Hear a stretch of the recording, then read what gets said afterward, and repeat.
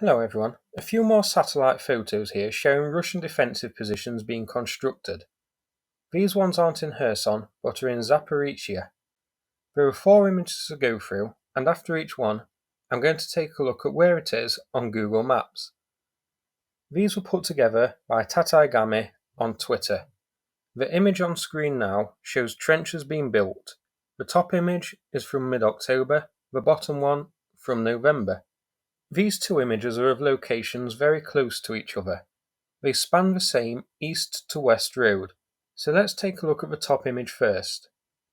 These fortifications are centered around a crossroads. To make it clear as to which I'm talking about, I've labelled them 1 to 7, starting from the left. So section 1 we have a row of clear defensive trenches. These aren't linked together yet, rather they consist of small, slightly zigzagged trenches at the north, with a trench leading south towards the road, forming a sort of inverted L shape. I'm not sure if these are going to be linked together or not, that is unclear at the moment. 4 of these are visible, but further west there are more, as seen on the bottom image. Section 2. These look to be artillery positions, dug-in positions for howitzers, to protect the howitzers while hitting targets from the north. 7 are visible here, but again, further west on the lower image there are more. I suspect the trenches north of these are intended to provide protection for these positions, just in case. Though, if Ukraine launches a counter-offensive here, I would expect the artillery to be evacuated south long before Ukraine arrives at these northern trenches and overruns the position, since howitzers would be useless in a close-range skirmish. I can't tell from the positions if these are intended for self-propelled howitzers rotating in and out, or if it will be towed artillery. Moving to section 3, there's a long jagged trench covering 2 dug-in positions. These positions are a bit more higgledy-piggledy than the past ones, and more spaced apart.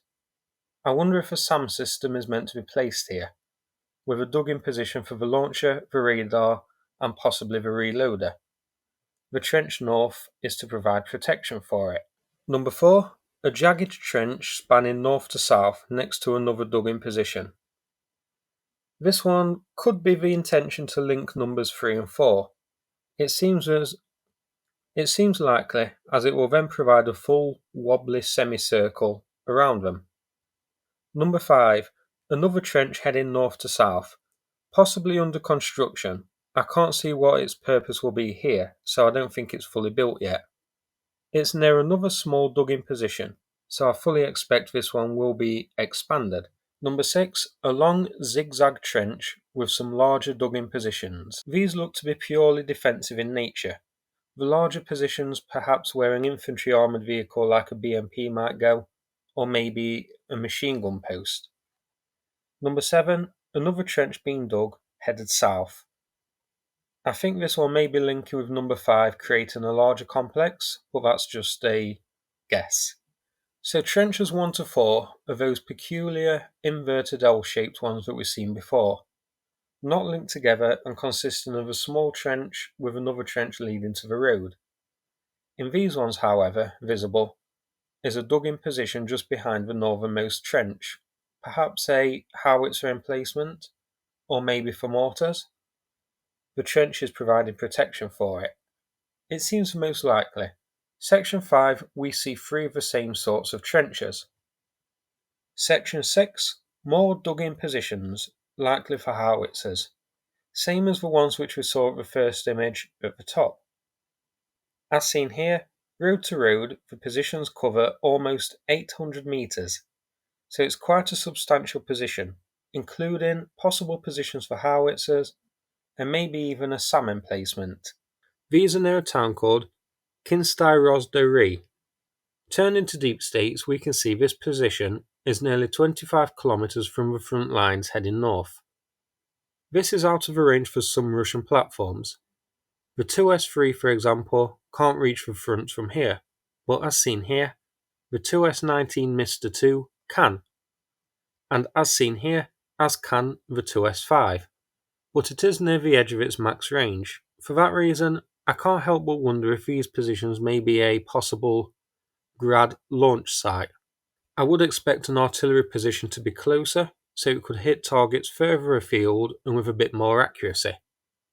This seems to be at the outer limits of some of Russia's platforms. A Grad with 9 M221 rounds would be able to hit a decent area, as shown. Possibly the Grads arrive into these trenches so they're safer from counter-fire, launch their load and then scurry off further back for safety. I can't see Grads, or artillery for that matter, staying here permanently. I may be wrong, but I think the possibility of this being a Grad launch pad could be worth considering. Now let's check out the other satellite images. This one here is a before and after. We can see this one is near the Dnipro river. I will show where exactly later on when we turn to the map. This image is from the 13th of October, the one on the right is from November the 4th. So these are new trenches.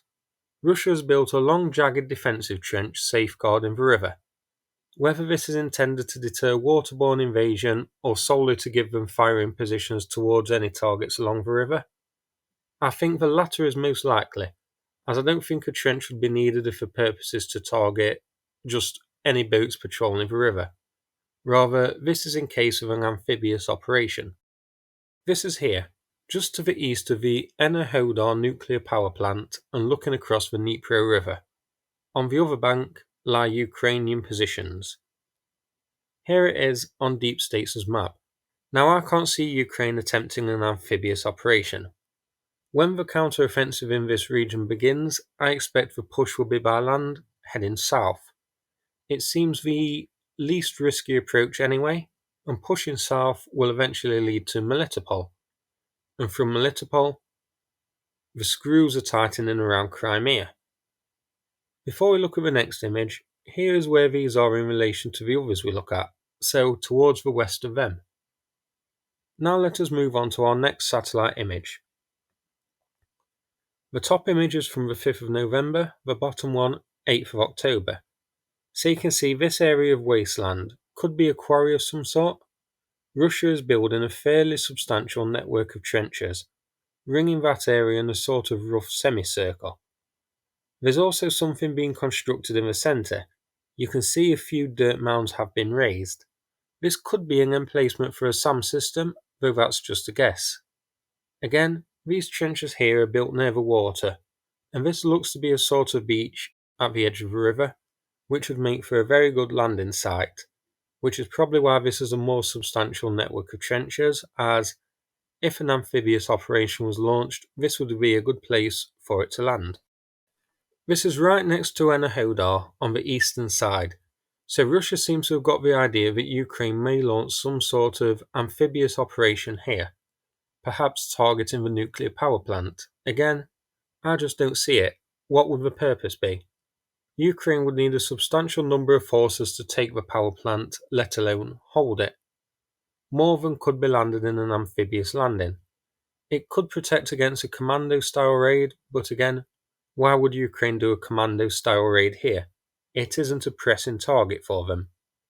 Here it is shown in relation to the other defensive positions that we've seen in this video. So assuming the area between the two is fortified, we can see a clear east to west defensive line forming. Finally, our last satellite image.